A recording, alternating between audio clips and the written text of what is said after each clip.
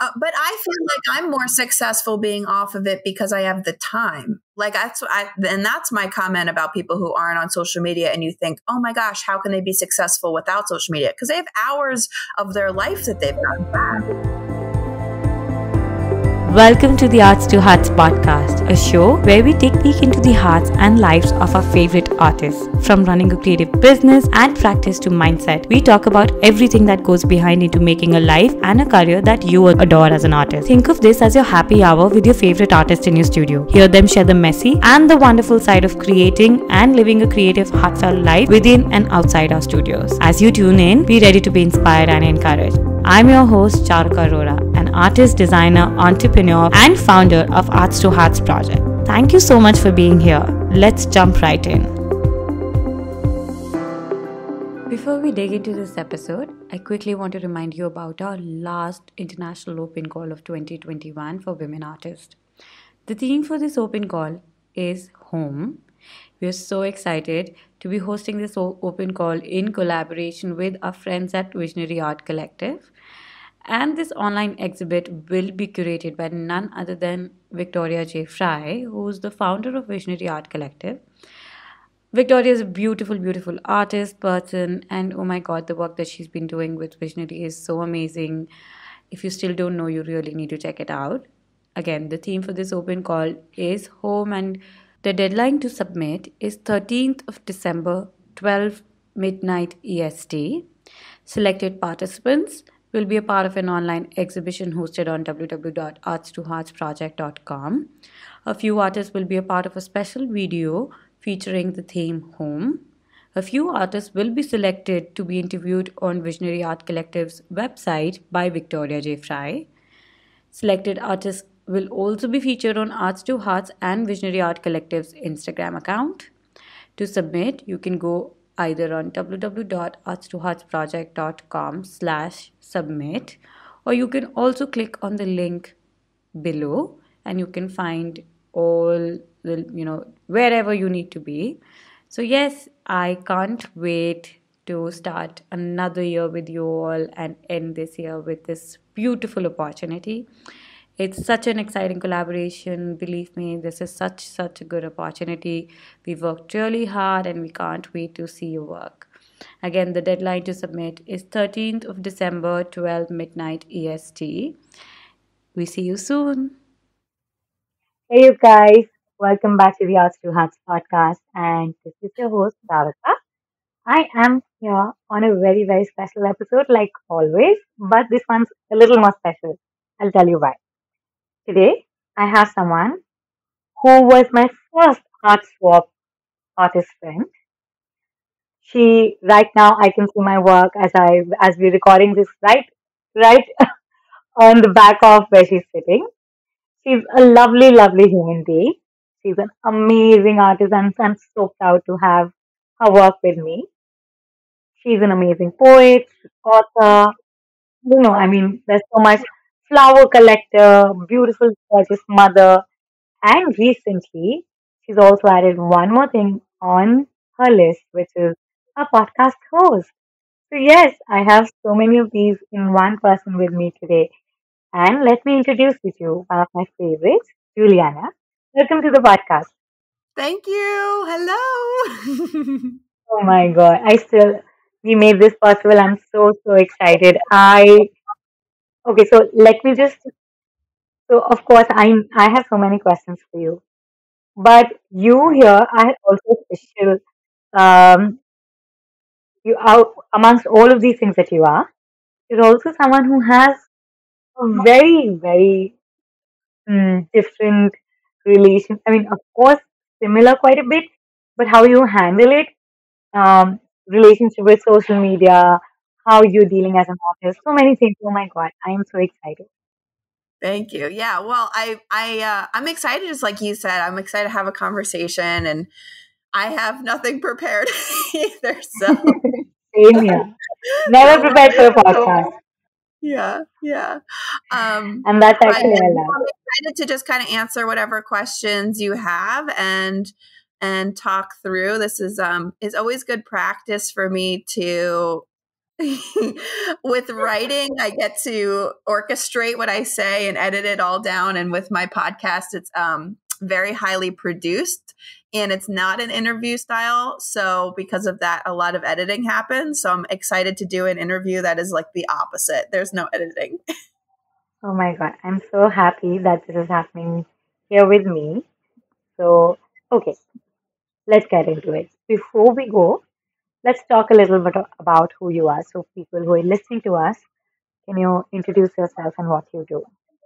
Sure. I'm actually, I'm looking forward to this answer right now. Because I don't have one scripted. I think everybody is always interested to hear what I have to say because I make a new bio up every single time somebody asks me that. I'm like, who am I today? What happened last night? And I update it. It's always a refresh. Oh my No, God. yeah, I'll see what comes out. Let's just see what I can spitball Yes, here. let's So, see. Let's um, see. Let's go with the flow.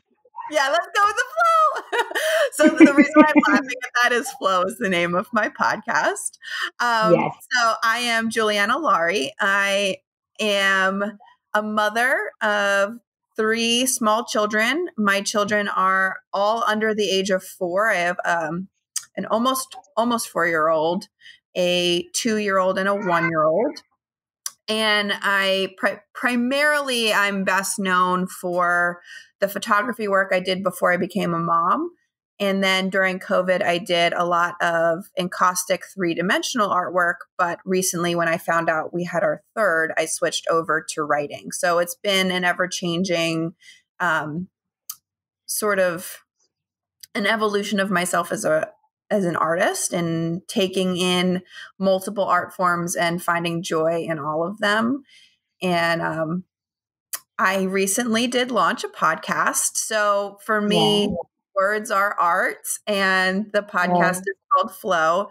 And it is a highly produced piece. It is the story of me writing my book. So it's the story of how I am managing this very hectic home life with the kids being so little, and also an incredibly um,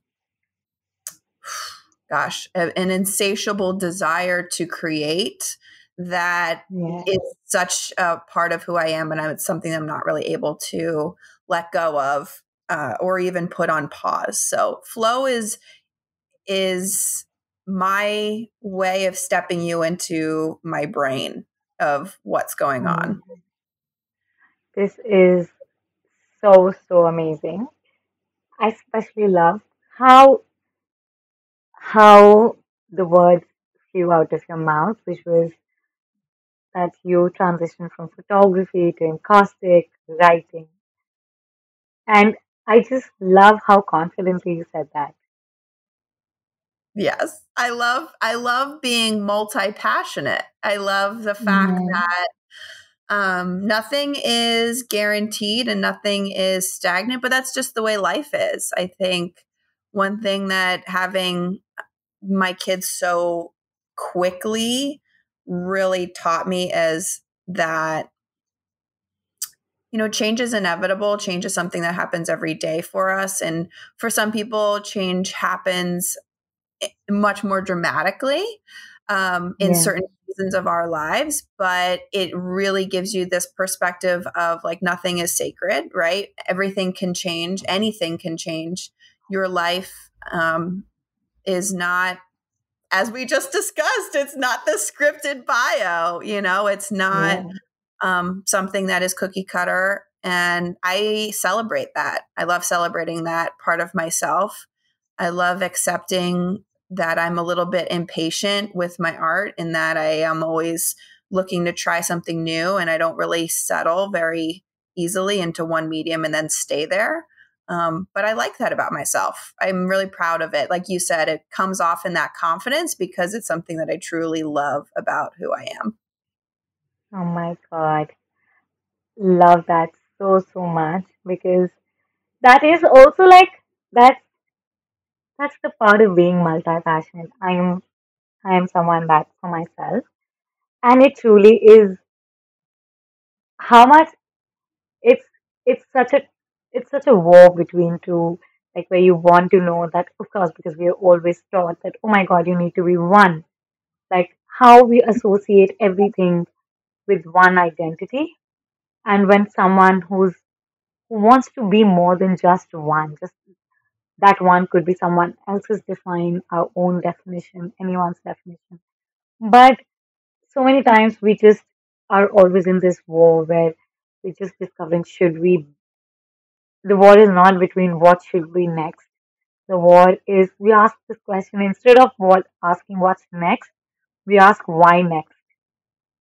I love that. Yeah. Okay. Let's talk about your first, like how first, let's talk about a little bit about how did you grow up and did you always grow up as a creative child and what was creativity to you then? My 30th birthday was in May, and my mom made a scrapbook for me. And she found I used to do scrapbooking, it turns out, in like middle Oh school wow. and even younger than that. And she found this scrapbook that I'd made when I was 9 years old. And on the front, it said, "Art is life." Oh my God. So the 9-year-old version of me wrote that down, and I look at it. I actually keep it on my bookshelf so that I look at it all the time because it reminds me that even though I don't remember writing that I've always been this way. Like I've always loved art since I was little. And I've always very much like the fact that I wrote art is life. I mean, I was like, what 9-year-old writes that? But my big mantra now that's interesting because I live by this that I um love the quote by Helena Bonham Carter that life is art. And that's my daily mantra. I really believe that life is art. Everything that we do is art. Me raising my children is art. My words are art. Any physical art that I do is art. The way I love people um, is art. And it's so fun to think that that exact sentence, a little bit swapped, was something that I wrote down at 9 years old. So I know it's a little Always bit always the profound one. yeah, exactly. Exactly. Like, just Mm. I love that I've always been this way, that I've seen the way in which we exist in the world, like our being is a form of artistry. And I think I've always been that way. But my mom keeps like pulling things out of the archive at my house that reminds me, oh wow, I don't remember doing that. She told me when I was in high school, I used to wake up at 5 a.m. to right before school, and I don't even remember doing it. But apparently I did. I got up before the sun rose when I was in high school, and I would write. I think it was mostly just journal stuff. I don't know because I haven't gone back to look. I don't believe I wrote like short stories or anything, but just to, like, writing as a medium for release, for therapy, really. I mean, that's a big part of how I came to writing more regularly, is that I needed some therapy, and everybody needed therapy during COVID. I think everybody needs therapy for themselves in some way. The older we get, the more struggles that we encounter, the more we realize that sort of the quote unquote self care isn't really taking a warm bath. It's actually deeper than that. It's the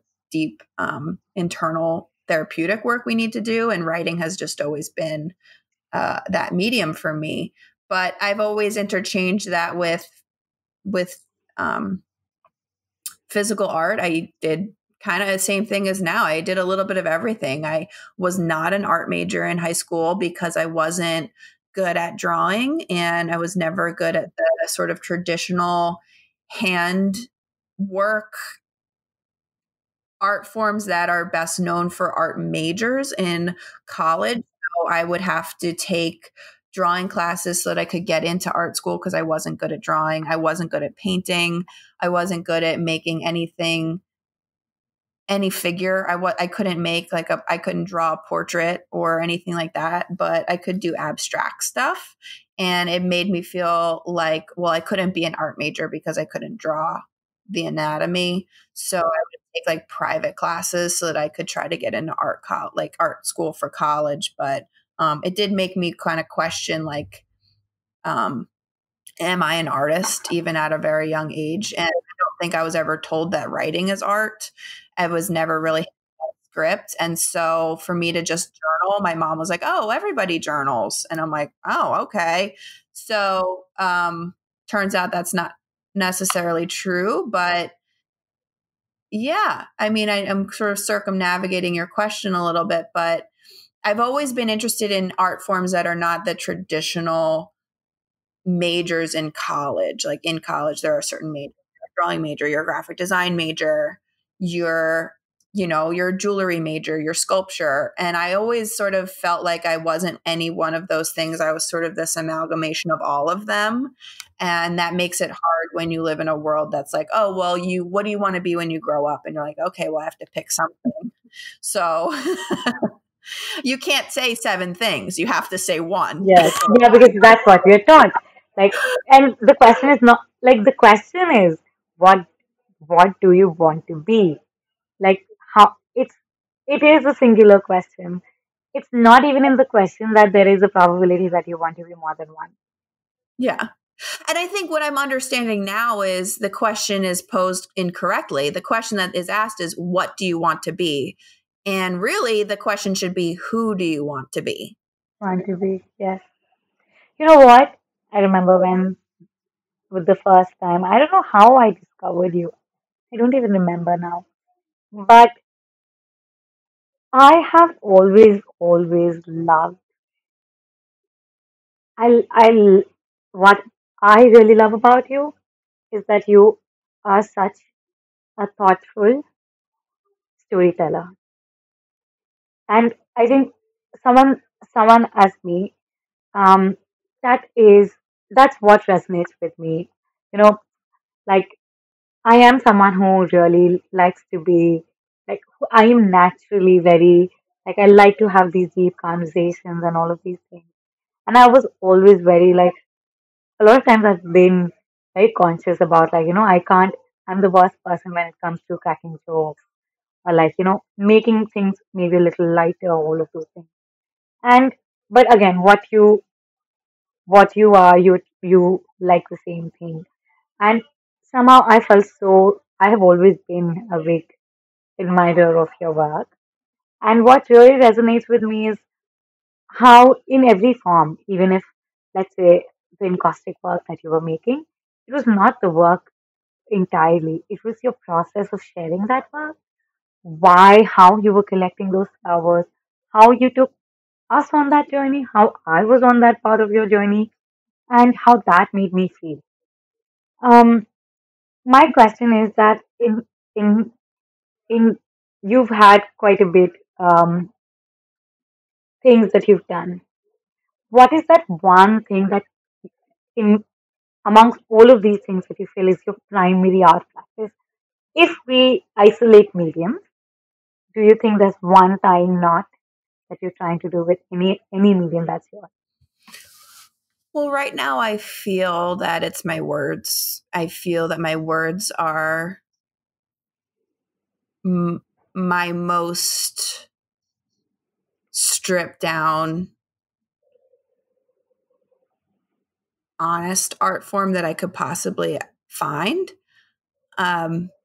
Which is why for me, this writing a book and also having creating a podcast that is essentially audio performance art, in my opinion, that's Yeah, really what I see it as.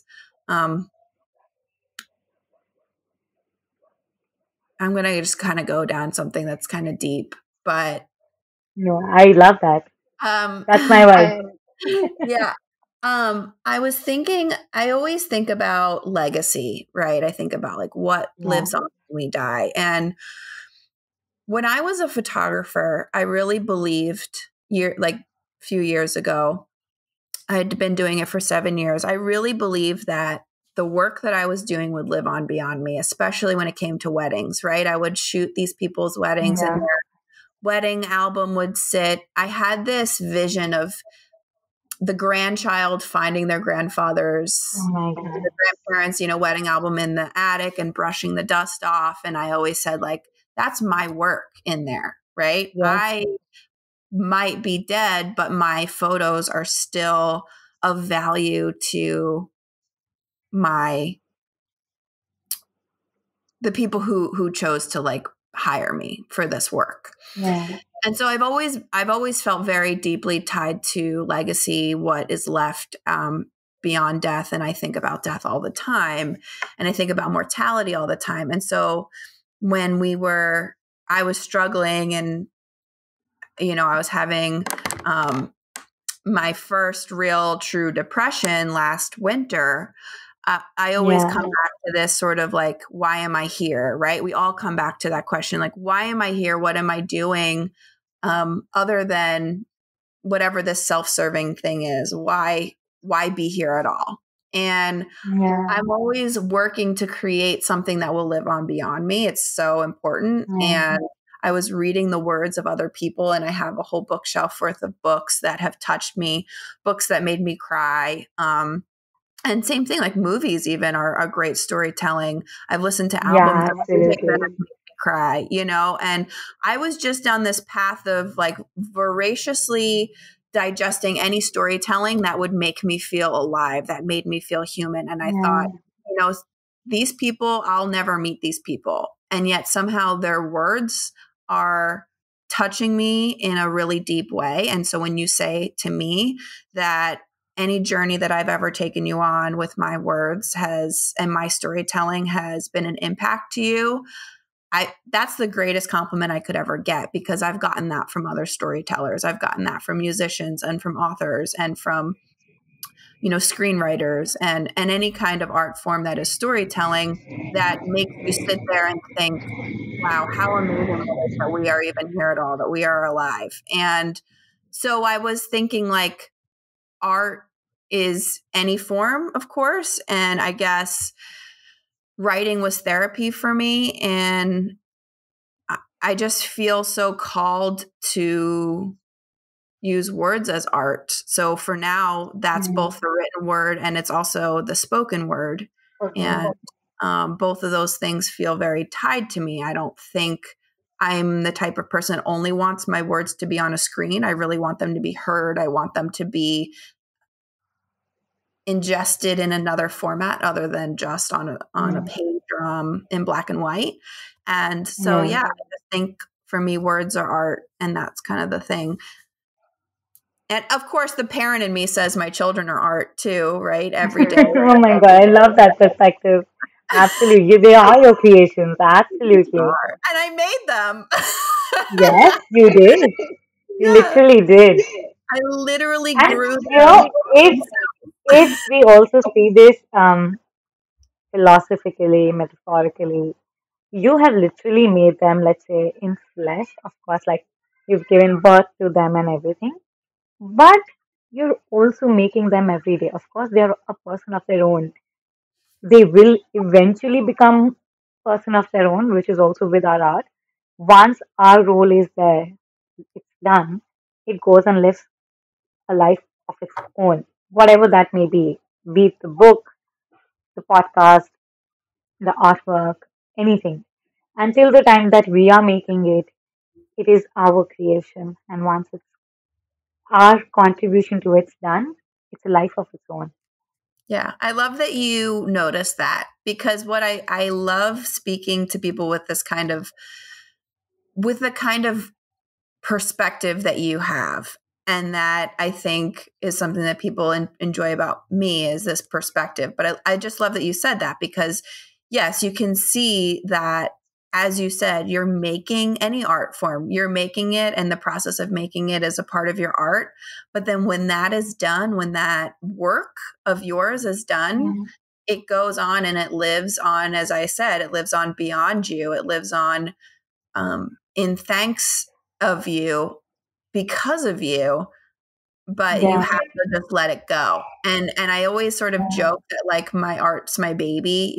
I joke like, oh, I'm sending my art baby out into the world. But it is sort of how it feels, I think, as artists, whether you're a parent or not, you've put some real heart into what it is that you're releasing, and you can't help but feel really protective and sort of overly loving towards that thing. And when it lives in Yeah, somebody else's house, you get excited. I imagine my children are very young, but I imagine that's yeah, going to be amplified when they go out. They go to college, and I have to walk away and drive home. And my 18 years of raising them is over. And it's sort of like I made, I did what I could do, right? I made this, I enjoyed it. I loved and I struggled with this process. And now it's your turn to go live your own life and keep taking what I, gave you, but I'm done. it is. It is such like I don't have children, but you know what? I have like I know what it feels to have something that you love very very strongly.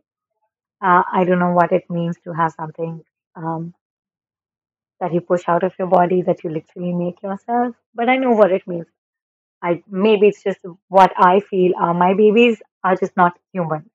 I have three lovely girls, but who literally are something that I feel are so much part of me.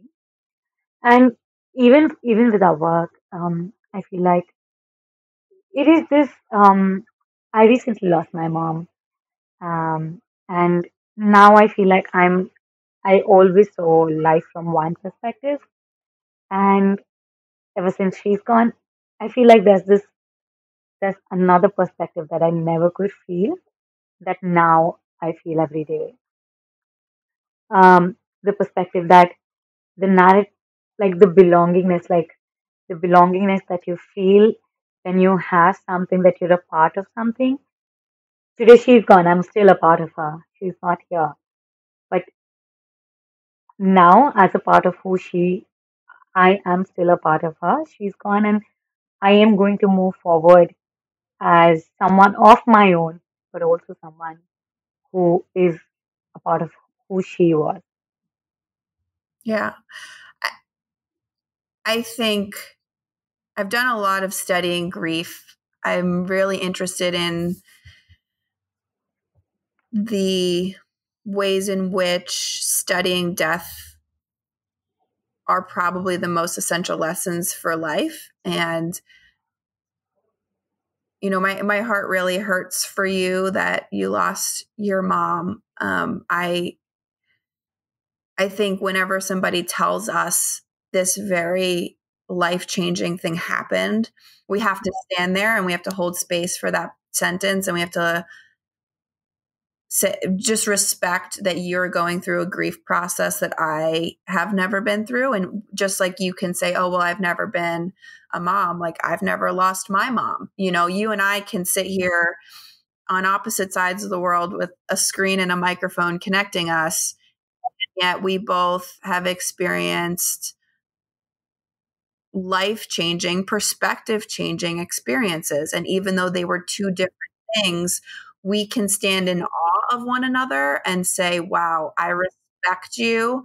I see you, and I hold space for how you are now a new person. And I feel that way about, giving birth to new children makes you, when you lose people, especially like somebody in your family, a sibling or a parent, you are forever changed by that event. It's the same, right? You're not ever going to be the person who you were before that event, but you're not meant to be. You're meant to grow from it, and you're meant to walk through the world as this new version of you.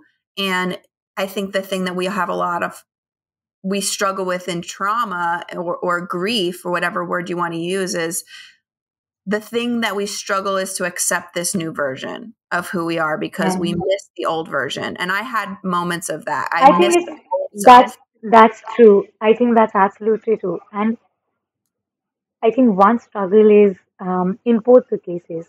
One struggle is that there is either an addition or subtraction of your own identity, something that has either added that, let's say, when you become a mother, you have become a mother, and you like that is another aspect that's been added to your identity.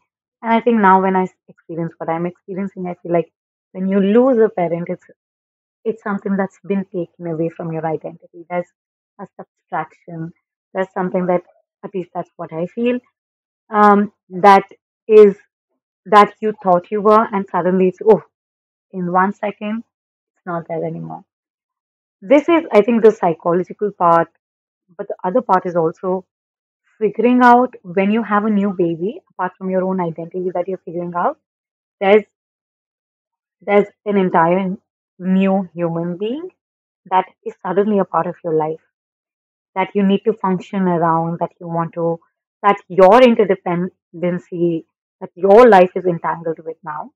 So that is like another thing in the air that's happening. And when you lose someone, especially as a parent, um, it's how you function without them because it's so deeply, deeply interwebbed into our life that now I think I have to think twice everything that I do because some way or the other it leads up to her. And now I need to know, okay, how do I do this um, and not have her into it? And I think these two, both the processes, um, are just like how they are just like two flip sides of the same coin. I agree completely. I love that you said that. Yeah.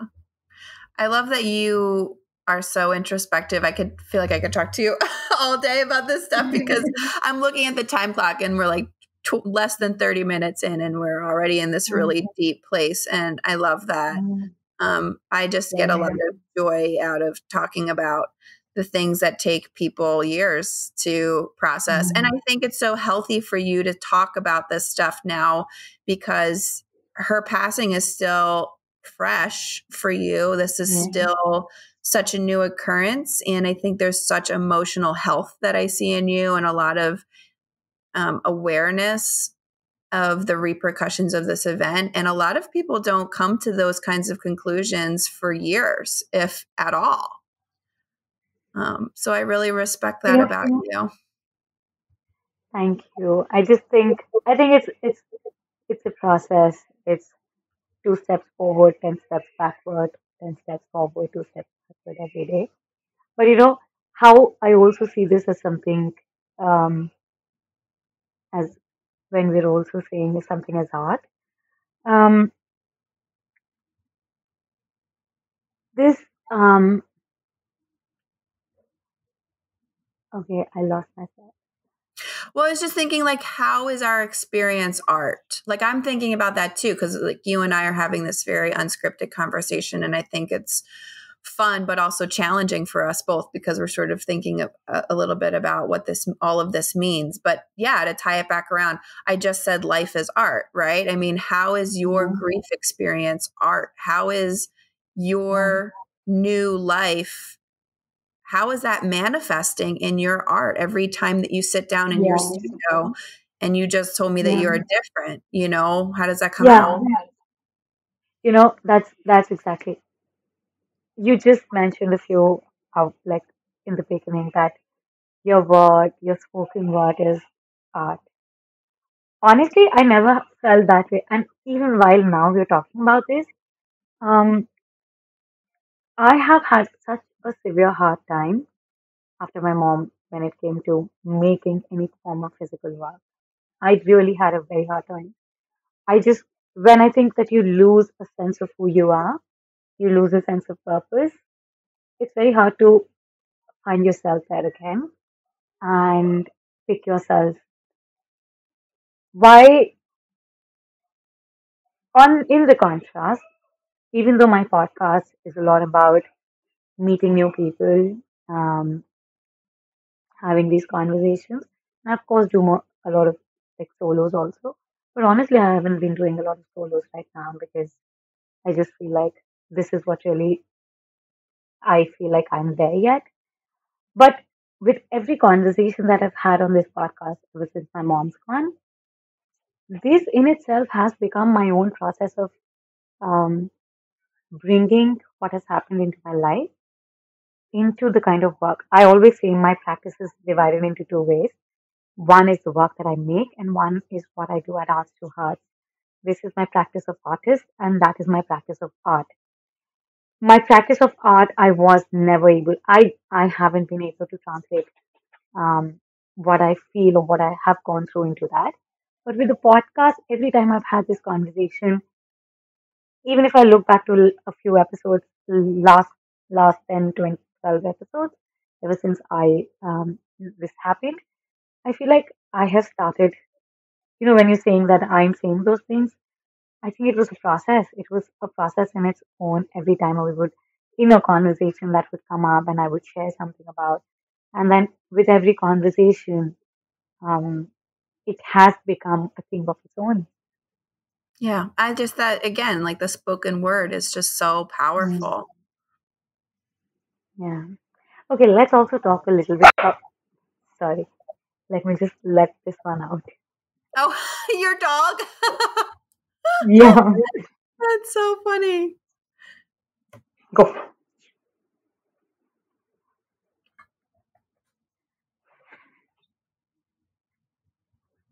Oh, okay, let's let's talk about something that I know really bothers you. That's something that you have been very vocal about, and I'm sure there are two parts to it. I think last year was it 2020? I think you were not there mostly for 2020, or was it 21 on social media?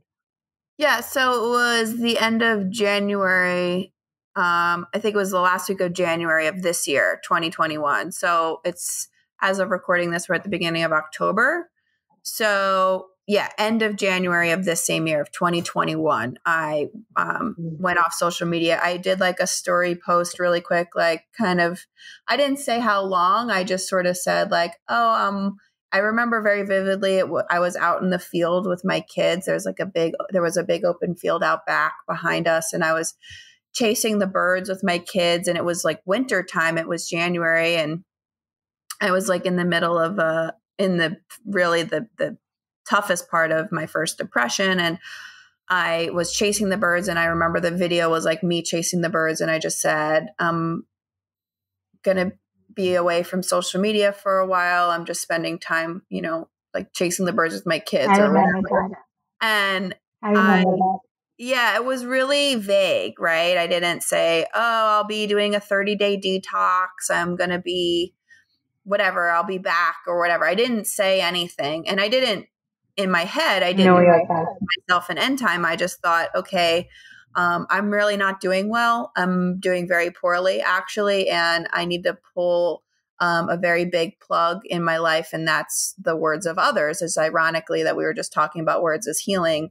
Words can also be very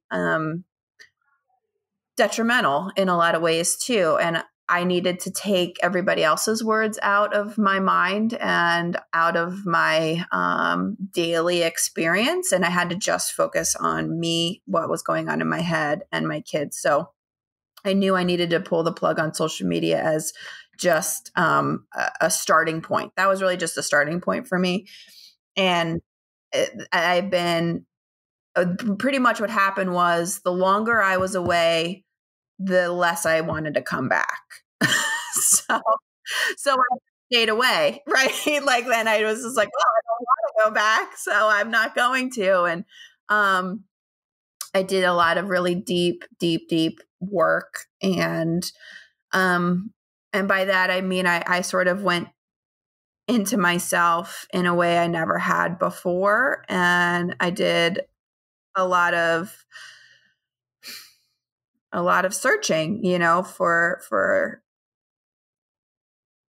healing. And I really, and I haven't really come up with what's a good way to talk about this yet. So please excuse my bumbling a little bit, but I went through, I went through a big phase of anger, and I that's what I'm saying is I'm working on writing on how to say this in a way that doesn't show anger, right? Because I don't want to be an angry person. But I went through and I did a lot of journaling about a lot of very dark and not very nice feelings about social media, about what it's done. And there were many times that I wrote social media posts in my phone, and I have the folders. I use the folders under the notes section, and I have like something like 40 different folders in there, and they really help me. And one of the folders is called social media posts. And I would go in there and I would write something, and I would think, okay, I'm just going to write this out and see if I'm going to post it.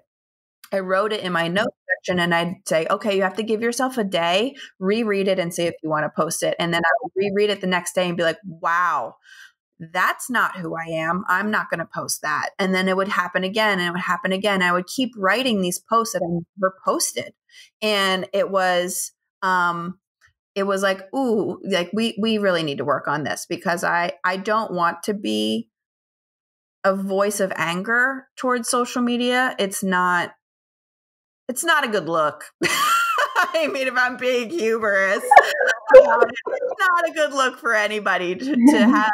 And there's a lot of anger on there anyway. That's part of why I have a problem with it, right? Like anger begets anger, love begets love. Like all that stuff is true. And if I were to go on there and do these very angry posts that I was writing, I realized that's feeding the fire of what I don't like about it. And so what a critical thing for me to do. And so I didn't end up posting, and I just stayed away. Thought about what I would say, didn't say it. Thought about what I would say, didn't say it. So it was a many, many, many month cycle.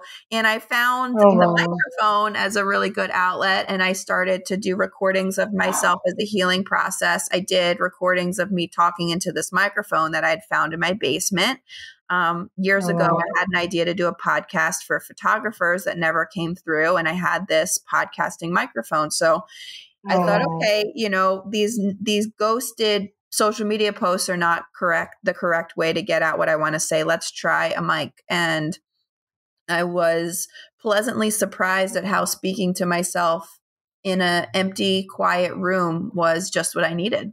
It was really a lot better. So my podcast was not originally what it is now. It started out as a little bit more meditative. It started out more as me speaking to myself. But then as I was writing my book, I started using the microphone as sort of the way a reporter would use, like in the old days, there's this old image of old reporters with those like clip. Yes, they would record their instances and then make a note of it. I got a portable microphone for pretty cheap, and I started taking it with me. And I actually started using it in the research of my novel, because as I said, writing became my therapy. Writing became very healing, and becoming a writer felt really more and more aligned with who I was. But I wanted to write a fiction, and I've never written a fiction before. I've never written a book before, ever. So I have had to learn how to do that. I still am learning how to do that. And I just was using the microphone the way reporters sort of take audio and then come back and then sit down at the computer and write. I was doing that. Yeah. Oh, wow. Oh my God. It was a very rogue process. And it was just a way of making the writing process a little bit more fun too, because I'd never written a book. And so I still don't really know what I'm doing. So it has this very novice feel to it. Where does any of us? Yeah, right. Exactly.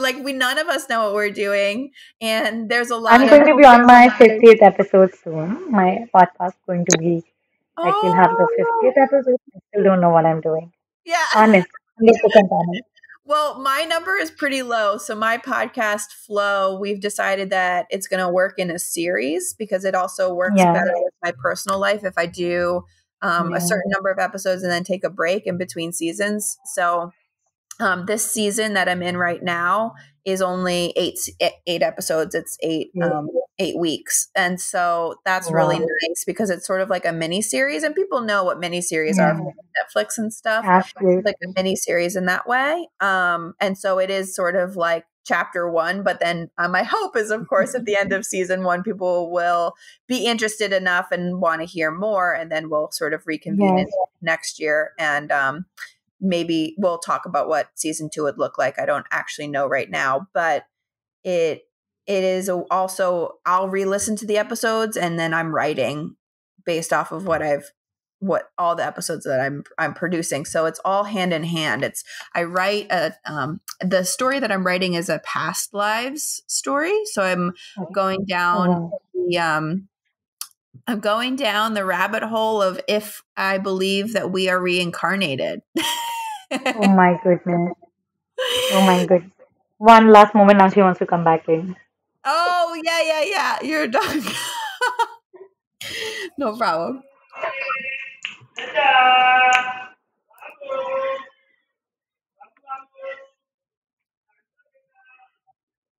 I have to be on service always.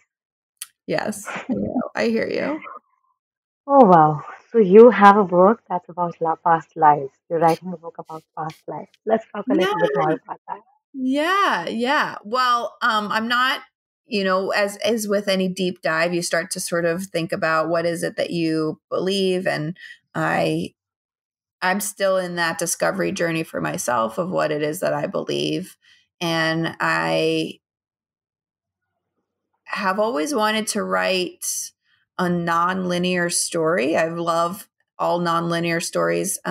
Everybody sort of who knows me knows that Inception is my favorite movie of all time. I love the idea of the layers of dreams, and I was thinking about that a little differently, like the layers of lives that we could have had. And I did in my deep work I was doing this winter, I was introduced to the concept of, oh, I might have been somebody else in the past, and that's why I'm feeling this way. And it was sort of the first time I was like, oh, Oh my God. I love that thought. that could I be. can you say that once more, please? Yeah, sure. I was introduced to the idea that I could have been someone else in a past life, and that's why I am the way I am now. Oh my God. Honestly, just hearing this sentence, I haven't thought about this honestly. It makes me feel so much better with everything that I'm feeling right Yeah. now. And I mean, oh, that's such a good explanation Yeah. for those things that you just can't sometimes explain. Yeah, it makes you feel that there is validity in your experience. And I don't Yeah, know, I'm being very honest here. I don't know, still, I don't really know if I believe in it or not, but I'm exploring it in a very in the way that all creatives explore something that is yeah, interesting to us in a playful way. yeah, I'm not doing it as this sort of, oh, I'm going to go. I can't, right? I can't go to a Tibetan mountain and sit and meditate for 3 months. I have three yeah, very little children, and a lot of the work that I do needs to be compartmentalized, and I can't yeah, just up and leave.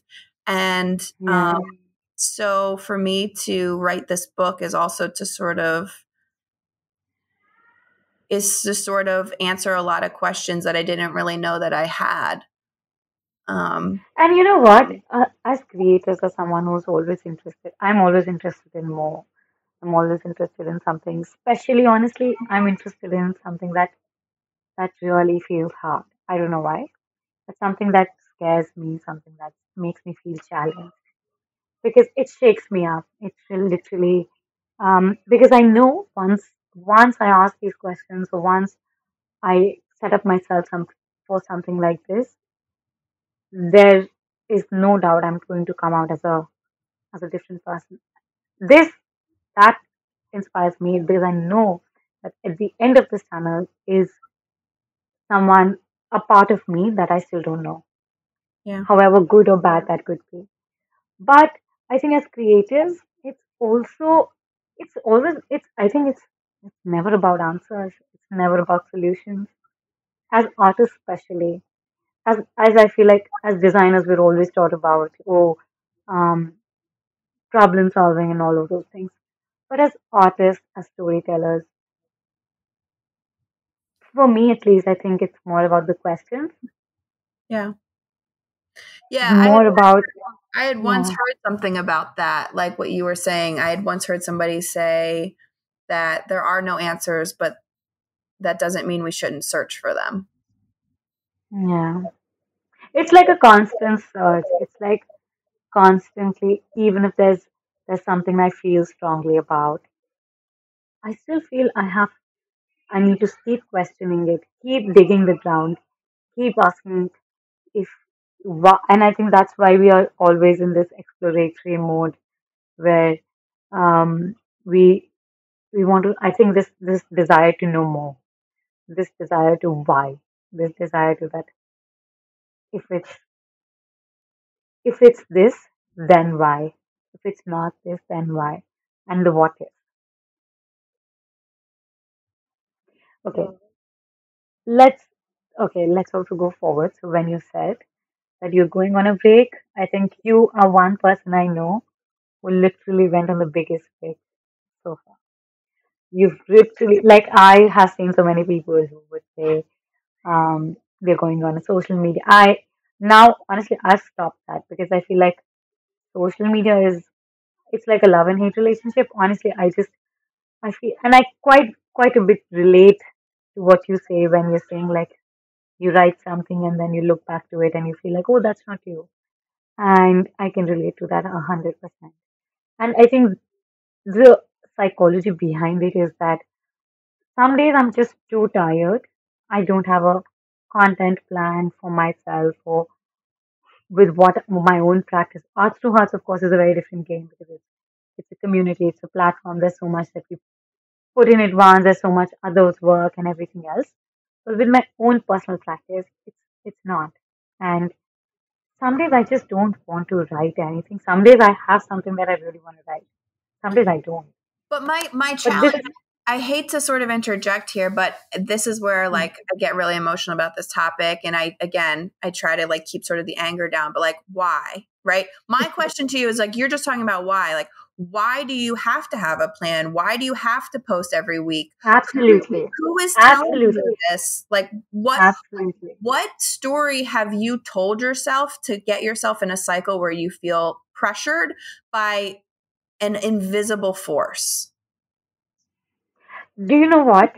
You know, when you say this, you know what is the what I feel is the cause is, you know, when you grow up as a, let's say, just I'm just going to again set up another example of why I feel it is this way. You know how there's, let's say, a neglected child, okay, and who has never gotten the attention, right? And people say, oh, if you be a good boy, if you be a good girl, your parents are going to love you, people are going to clap for you, people will enjoy you. And because everyone wants to be seen, everyone wants to, also because they're taught if you're seen, if people are, kind of like that. I quite see the same thing here. Let's say people like, I'm going to put myself in that. Let's say when I started I live in a part of the world, I have no immediate community. When I started making art, I was like, okay. Before making art, I wasn't on social media so much, to be very honest. I would post once a year or something like that. But when I had a purpose to use a platform, something like that, I felt I was that child who felt neglected for from the industry, from what artists were, expectations and everything, all of those things. And then I was like, oh, then this is how I would get the attention. And to get the attention, this is, I have to be a good girl. And what does a good girl mean? That I post every day. What does a good girl mean? That I have to have long captions. What does a good girl do? Uh, to please everyone. So, but what I hear Honestly, from that, like on my end of this too, because I analyze everything, is like this is all a deeper. I love that you said the good boy, good girl thing. I think that was a lovely analogy, especially because I have a child my eldest child wants to be a good boy. He is he does not like to be scolded. He wants that affirmation. But here's what I have to say about that. Affirmation can become an addiction. And to yeah, me, that is what social media has become. It is affirmation addiction. And we talk about screen addiction, yes, but I think that a lot of people like almost don't even hear that phrase. It's affirmation. What is the thing that we're looking for? We're looking for the dopamine level that hits our brain when we get a Yeah. like, a comment, anybody that cares, anybody that says, "Ooh, I like what you're doing." You're addicted to affirmation. Yeah. That's true. We are, it's, I always, again, 100% unfiltered and honest thought. I would always see a lot of artists that I follow, or otherwise people um, who are just maybe I know or read or whatever. A lot of them are very successful, um, doing well in whatever they're doing, but they're not on social media. Let's say. And I would always question myself, and I was like, how do they? Why are they not there? Why are they not?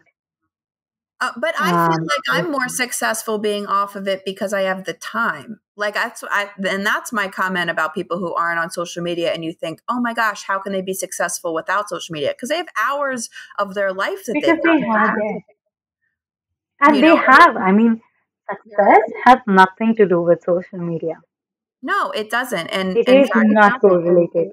no, no. And I feel like people will say to me, oh, I can't believe you did this podcast while raising your kids, while writing a book, while dealing with your depression, while managing all the relationships that you manage. And I do have like a good amount of friendships that I'm very regular about maintaining. Like, I can't believe you did all that. And it's like, yeah, but I don't have social media. So because I don't have that on my plate, I was given back time that was sucked away from me. And once I took it off my plate, I really did realize, wow, oh my goodness, I do have time. I have time to read books. That was a big thing for me when I was depressed. Was I was scrolling before bed on, people's feeds and stuff, and I replaced the scroll with reading books. And that was truly revolutionary to me, especially because I was in such a dark place. For me to switch the phone for a physical book was like healing in a way that I really can only say, like, if you've done it before, you would understand, because you are so much more at peace to sit and read a book of one person's words than to digest 400 people's words. It's just too, we're not meant we're not meant as human beings to know that many people's experiences at once. We're not programmed that way, and our animal brain is overwhelmed by that. I agree, and um, it is. I just wish if we had an answer. And honestly, okay. So when we recorded this episode, I don't know if that's something that you know about it or not. But today is 5th of October here in India, and yesterday in I think this must have been the longest blackout on the internet for Facebook, WhatsApp, Instagram. Do you know about this? No, I don't know about this because I don't know a lot Oh of my God. things going on. So please So, fill me in, actually. I want to know about it. yes. So what happened is yesterday about 7 p.m. I'm going to talk about IST. So let's say 7 p.m., which is about 9:30 a.m. EST or 9 a.m. EST. Um, I I had so we just launched yesterday was meant to be our launch for a new open call and asked to have. And I had everything ready, and I was like, generally, I'm very like planned in what I do. And I did not have I was on a site, I had to go visit something, and I had to make sure that this post was out by 9:30. And I'm constantly like opening every app. I'm trying to use WhatsApp, Facebook, all of these things. And I'm like, oh my God, where am I right now? My internet's not working. Then I'm like, I asked someone's hotspot, all of those things. And I came back home. It took me an hour. I came back home and I came to news and someone told me um, that the Facebook, WhatsApp, Instagram is down since the past 2 hours. That was 7 in the evening. Instagram was not up. Instagram, WhatsApp, and Facebook. Nothing was, it was down for almost of 12, 12, 15 hours. Oh That is my, a lot of, I didn't know about this. oh my God. I had received so many emails, so many messages, so we were just checking on in with each other, and it did feel quite overwhelming for someone. Let's say, just coincidentally, I had a release of our open call, launch of the open call yesterday, and I know so many other people who had someone had something else and everything, and suddenly um, it felt like, oh my God, this was like a this moment, and I felt like the next thing I was like, okay, I don't know if I this is what if this is not coming back? What if Instagram is not coming back? What if nothing's coming back? What next? And I received an email from I don't know if you know Kara always, and I really liked what she said. Honestly, I was a little relieved because I have a podcast, I have a platform, I have an email list, um, and I have relationships. Honestly, what I really love about my social media, I don't care about the posting, the numbers, and anything. I care about the friends that I've made. I met you via social media. I've met 99% of my guests on this podcast via social media, and I've stayed in touch with them. I have had such amazing conversations, and that's something I truly, truly cherish. And that is my takeaway from what it is. And once they're off that, I know that I can find you back Yeah. on the podcast or whatever way, but I can still continue that relationship because that's what it means to me. And that made me feel like some way it made me feel aligned with what I wanted. I don't want to have a million, whatever number that would be. And then one day, if Instagram is gone, I'm like, oh my God, who do I talk to? Yeah. Yeah. Yeah. Yeah. Wow. How powerful. So what, sorry, Yesterday was a quite a story, day. but is it back? Yeah. Is it back on? Yeah, it's back on. And what was It's the back on. story behind how, like, was it a fluke thing? Do you know? I honestly don't have a lot of clarity on that. Apparently, and this was worldwide. So a lot of times this blackout has happened. This has happened on maybe like country level or like all of those things or app level. This was like a complete shutdown. Nothing was working for hours. So in India, whereas a few people said the things were working, let's say 6 hours, 7 hours later, in India it is not. It came after like it shut down at 7 p.m. and I was awake till 3:30 last night. It wasn't up. It came up in the morning, maybe five, six, whatever. It was and honestly, I did not miss it. Apart from the fact that, honestly, I'll tell you two things. Apart from the fact that I had to launch something for my platform, I had already scheduled my email and newsletter. So I was like, if it's not up for another day, my newsletter is still going to go out. My podcast is also a tool I use to launch my platform, like anything that we do. So I was like, okay, if Instagram's not going to be there, my podcast is still there, and there's listeners who listen to our episodes each day, so they'll get the information.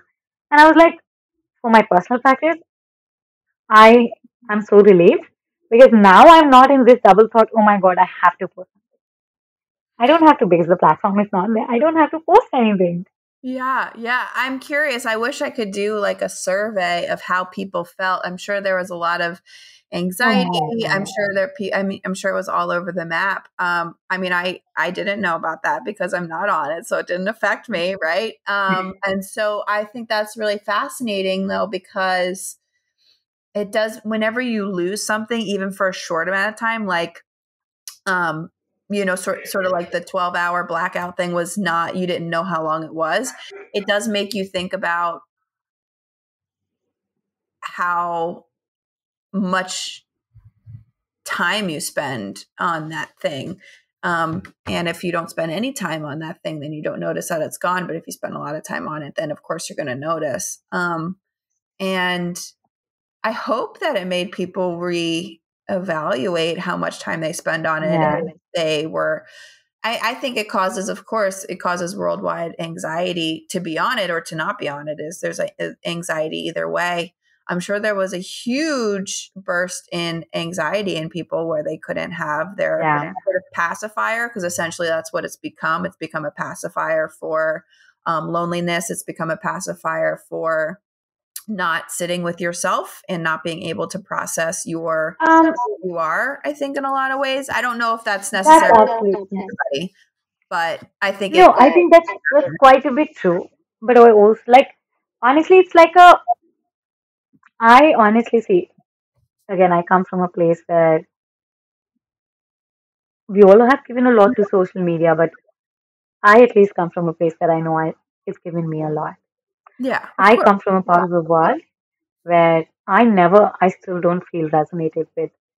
I don't have access to creative people. I don't have access to strong women so much. Of course, there are strong women, but the creative women that I want to feel connected to, that I feel connected to, that I feel I can have a conversation like right now I am having across the screen right now with you. But my question is like, could you have that conversation with like the old lady down the street? I mean, is it possible? You might not think it is, but if you don't have, if let's say there was like a social media blackout for like a month, let's just pretend that like you couldn't be on social media for a month. I mean, you are going to take the lessons that you've learned about making new friends on social media. You've essentially introduced yourself to new people all the time. I mean, you could take that gift that you've been given, that talent of introducing yourself to new people, you can take that to your own backyard. And my hope is you would be a little bit more open to seeing that there are interesting people around you if you give them the time of day. I mean, I would love to like Absolutely. almost Absolutely. But, but, in reverse, I wasn't, let's say, so this is my counter to this, which is what I'm saying is I absolutely agree to this because sometimes when we look for something, we don't get what we don't know about. We only look for something we already know about. And that's something that actually has happened with me when it came to social media. I wasn't active on social media at all, at least till 2019 or something. I started being a little regular 2019. And I was like, and I'll tell you why that was because I was so lonely. I was so lonely. I was in such a toxic place that every day I would feel so bad, so depressed, so so exhausted. I had I had been in a career for I have been in the creative field for 8, 9 years now, and I never felt connected. I never felt supported. Um, I'm living in a part of world where maybe what I think I am may not have been like is not a norm, is not common. And I was like, I mean, I'd rather be alone. And I'd always been alone by that time. And I was like, okay, if and this is also an act of self-engagement. And I thought, okay, maybe like most of us, I would at that point, Instagram was just like a journal platform, and you would just come like post something for yourself. And I started posting a few of at that point, I think I was doing these digital drawings and all of those, and I would just post them because it made me feel like, oh, I'm putting something out there. I think in the last 2 years is when I realized that I found something. I never thought I would have friends all over the world that I would speak to on a podcast. I never thought about that. I did not have slightest clue that I would start a podcast for creative artists, women artists, that I would have these conversations with that I wouldn't think otherwise were possible because, um, and I would feel supported. This was an accident, a beautiful accident that happened. I wasn't looking for it. So I am grateful for it because otherwise, I don't know how many more years I would feel the same amount of um, toxicness, comfort. And another thing, um, you know, another, I am in again in a part of world where I feel, and all of us for that matter, it's just not where I am.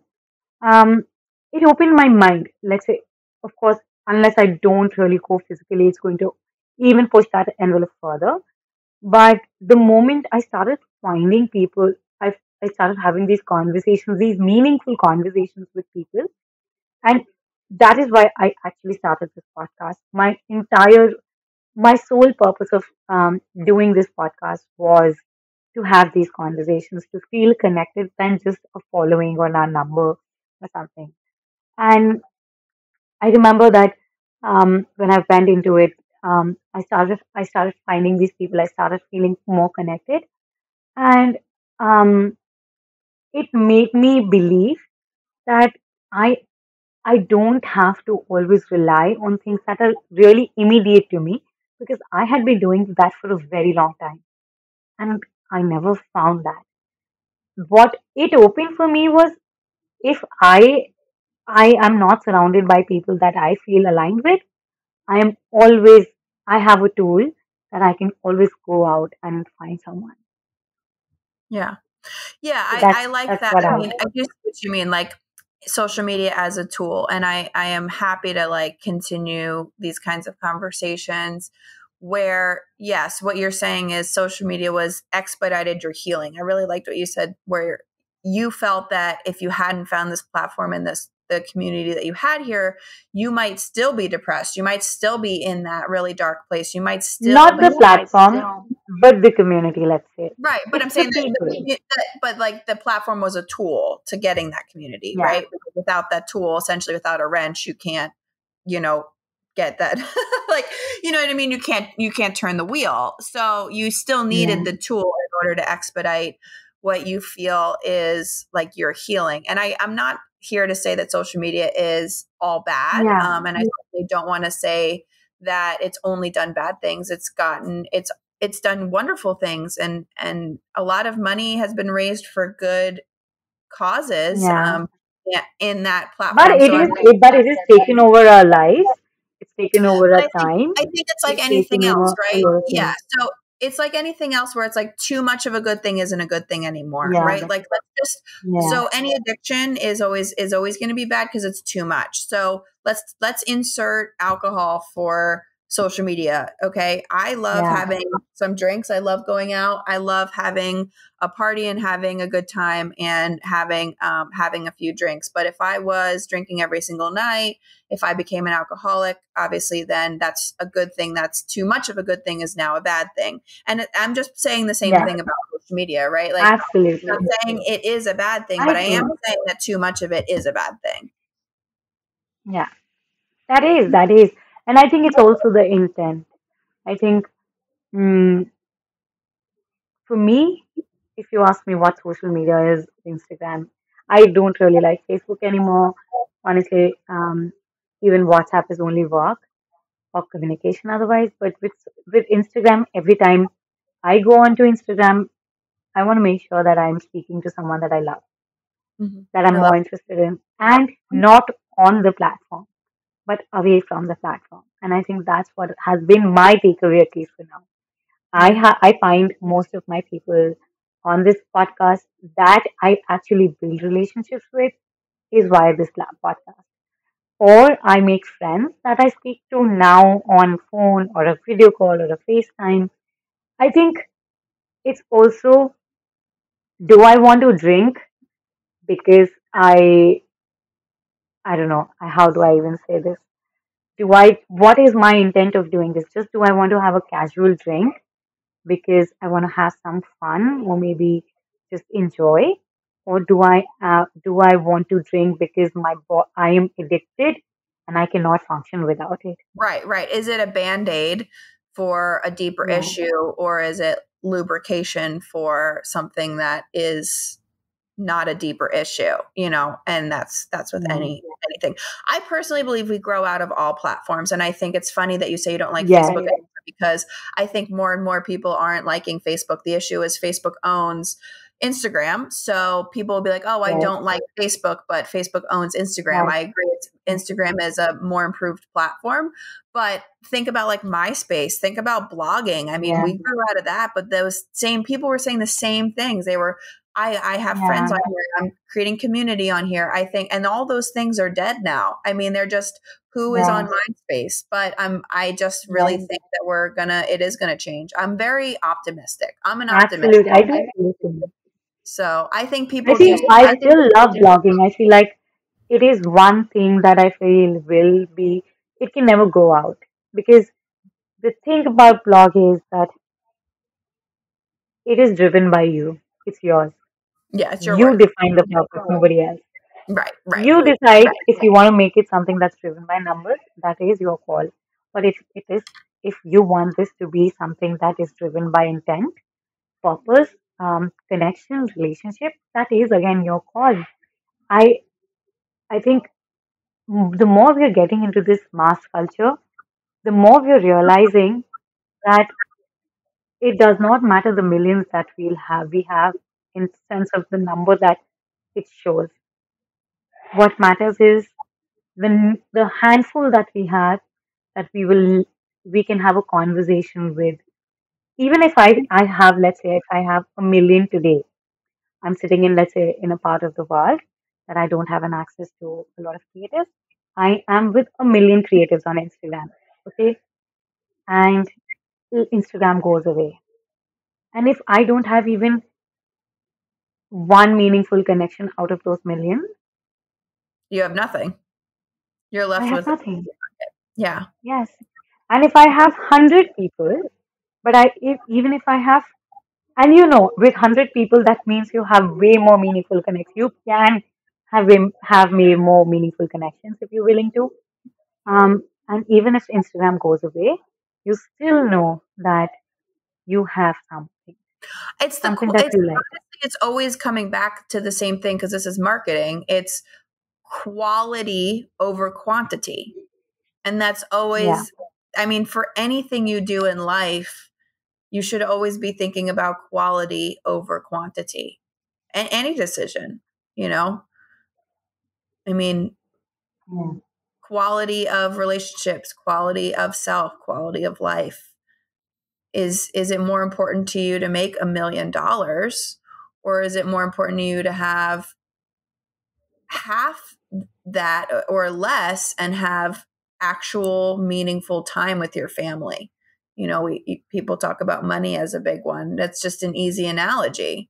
You can be a millionaire and kill yourself. How many times have we seen it? yeah, You can be famous and be suicidal. yeah, It's a tale as old as time. Money is not yeah, happiness, and I think yeah, that's a narrative that we're talking about more. Same thing. If I see somebody that has 1 million yeah. followers on Instagram, I do not assume that person is happy. I don't make the assumption that they have Yes, everything. absolutely. Or successful. The success on the numbers that we see and the obsession with the numbers that's been growing over the Well, years. because success is personal. Your view of success is different than my view of success. Yes, So that's yes, the whole point of this conversation, just to kind of like bring it back around. Like my view of success, I don't really care if 10 people or 10,000 people listen to my podcast. I do really care that the 10 people who do listen to it are deeply touched by it. And I'm happy with whatever that yeah, number is.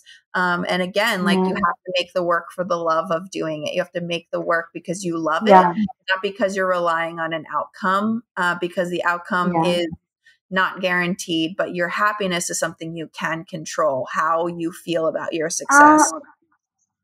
Absolutely. I think, at least I can talk for myself. What feels, what really drives me is my purpose more than anything else. Let's say, even for this podcast, like you said, for you, it meant that you wanted to document the writing of your book. Honestly, for me, this was a way for me to feel connected to other artists, to feel more belonged, Yeah. to feel more connected, and to learn. Because for me, it is essential to have these conversations, and I did not have access to these people around me. So I felt like I need to pick up a practice, like any other practice that I do.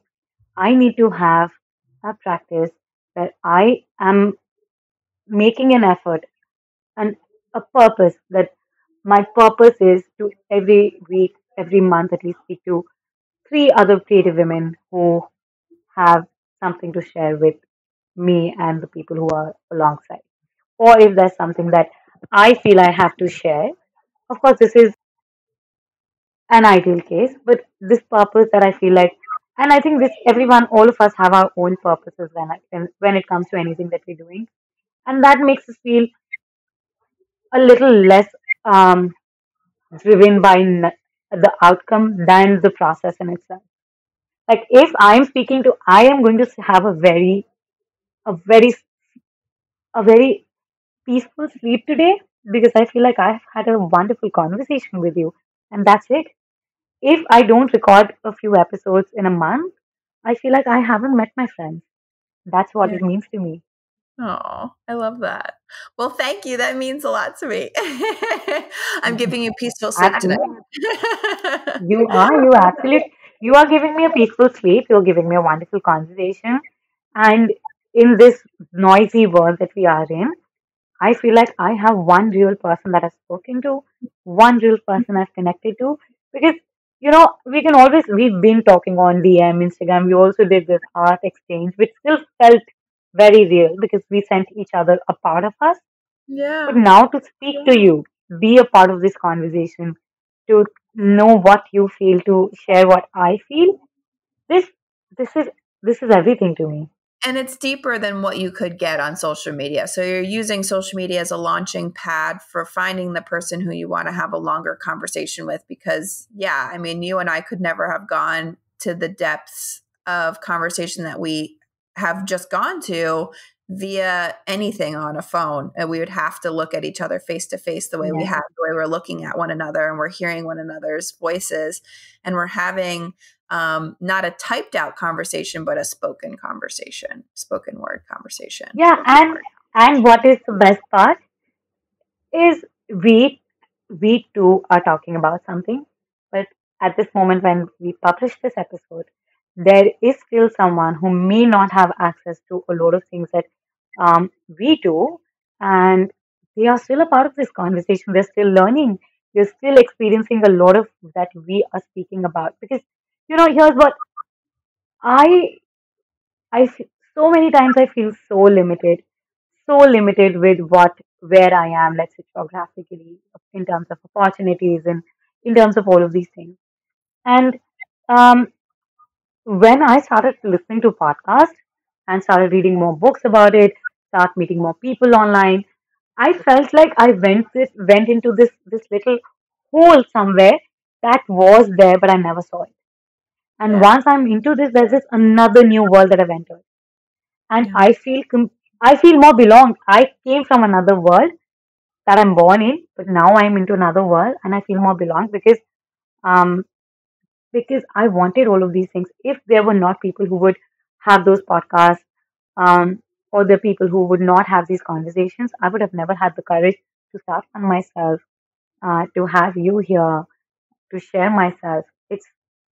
It is again, it is the purpose. It is a selfish purpose, but in the longer run, it is also the impact that I feel like even if one person, like you said, if 10 people come and even if those 10 people feel connected, your purpose is done. You feel happy about it.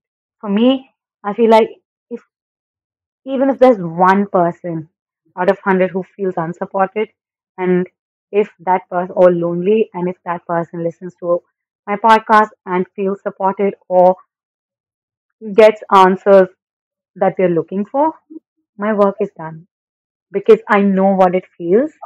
I know what it feels to not eat you. I have always had this deep desire to have these conversations, but I never had the place to have them.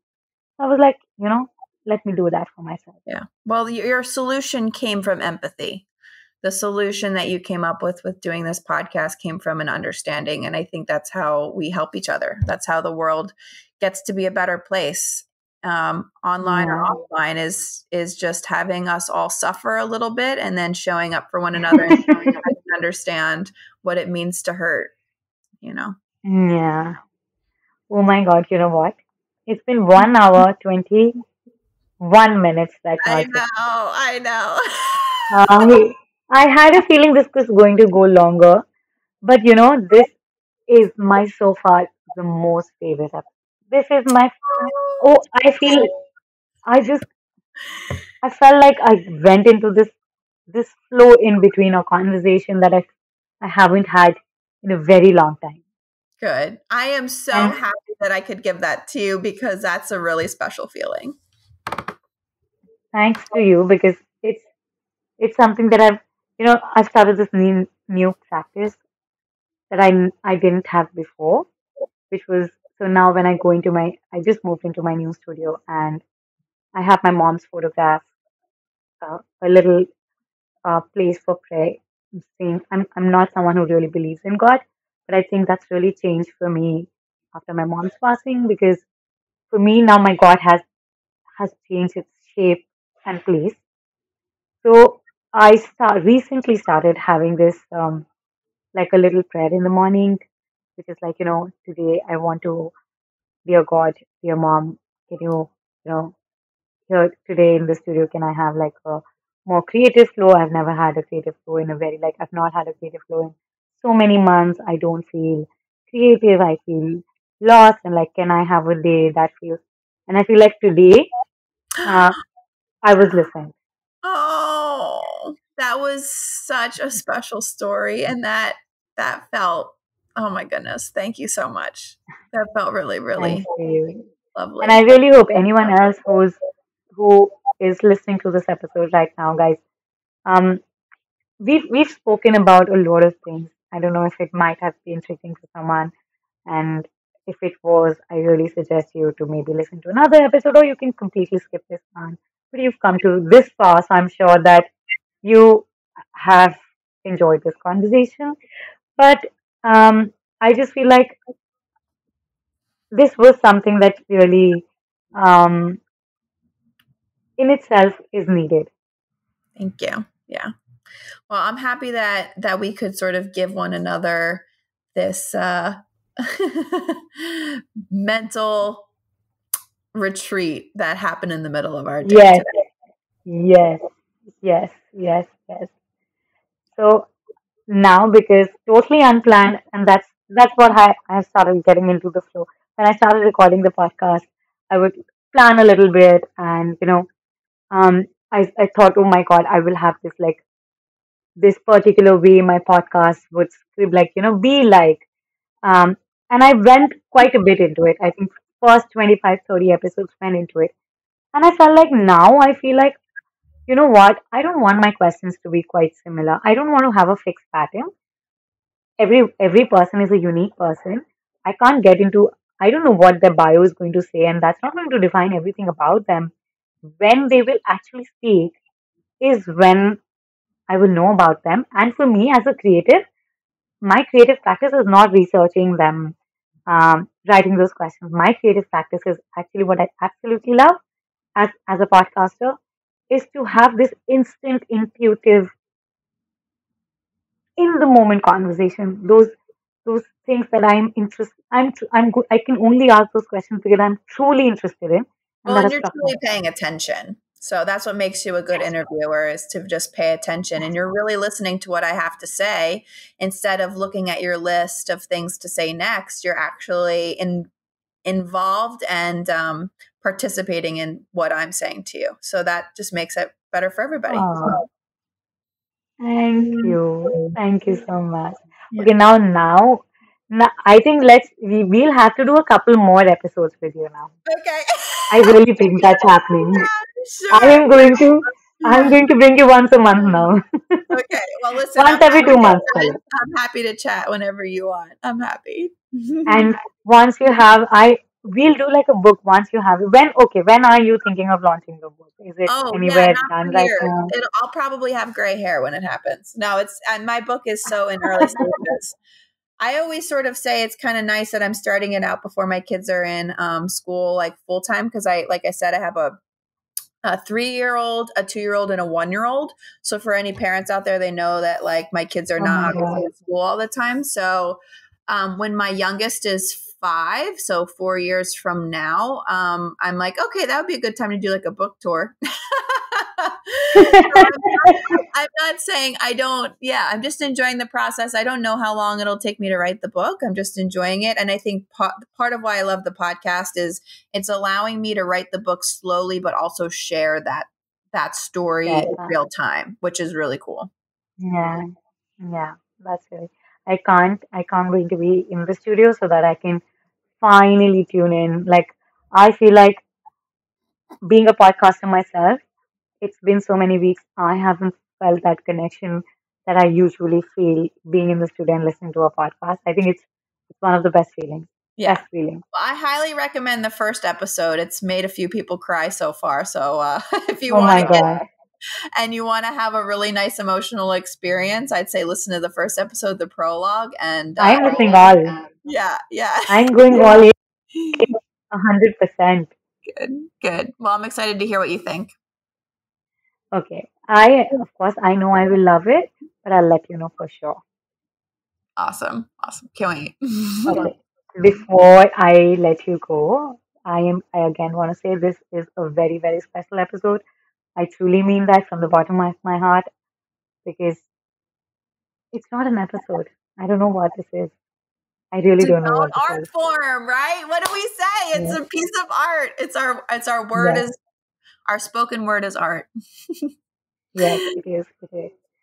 Okay, before I let you go, is there anything, anyway, I know you have the podcast. Mhm. Uh, Yeah, the do you want to podcast is share? probably the podcast is definitely my biggest is my newest art baby because like I said, I see it as like a performance art piece and it is for me something that is probably the most aligned art form that I've ever made that shows what my experience is. I know we were talking about like Instagram stories or what I used to use to show how I made the encaustic work. The podcast is a way of essentially doing the same thing. It's sort of like the Instagram story of my writing a book, but it is it's called Flow, Flow. And if you don't find it, just put my name in. So just type in Flow and then type in Juliana, Juliana. Laury is Laury. So if you type in my name as well in the search bar, you'll definitely see it. And it is the audio adventure of me, the mom of three little kids, as my book is coming out of me and coming through me in completely unscripted situations. And how I'm sort of like chasing the story and how I'm figuring out what the story is at the same time that you as the audience are listening to me figure it out. So it's really, really fun. And it's something I'm really proud of. I also have a website, julianalaury.com. So Juliana. Laury is Laury.com. And on the website, you can subscribe to my newsletter. You were just talking about doing a newsletter yourself. I'm a big fan. Once a month, I do put out a newsletter, and I have a wonderful designer who helps to make it look amazing. I like to do little recommendations on there. I will mention what I'm enjoying, like what books I'm enjoying. I will talk about it's like grief gifts. I just did one about on grief. I highly recommend it to you by C.S. Lewis, A Grief Observed. Yeah, yeah, I'm pretty sure you're on it. But C.S. Lewis did a wonderful book. So the newsletter is partially what's going on with me and partially my writing, but it's also partially things that I think would help other creative mind or just deep thinking people. So yeah, and then if you do want to go on my Instagram, I do post very sporadically. This week I did a little bit more because I launched my podcast, but that's at Juliana Laury Art, Juliana Laury. I am sometimes I have an assistant, so I have an assistant who works for me now, and anytime I want to do a post, I will either write it and she will post it for me so I don't have to have the app on my phone, or I will install the app, post it, delete the app, and then she And will then tell me. Then she will do the comments and she will tell me if there's anybody in my DMs that I need to answer or something like that. And so having an assistant has been really nice. That's a pretty new thing, but she's been helping me to still be a presence out in the world, but also to keep yes, a lot of those values still in check in a really practical way. So it's great. yeah, I love that. Thank you, Juliana. Guys, please, if you love this conversation, firstly, I generally don't add this to the podcast because, of course, it goes in the outro intro. But this episode I feel is very special. We've spoken about a lot of things. If you feel connected, we've also spoken about our own purposes and why we're doing what we're doing, what we think.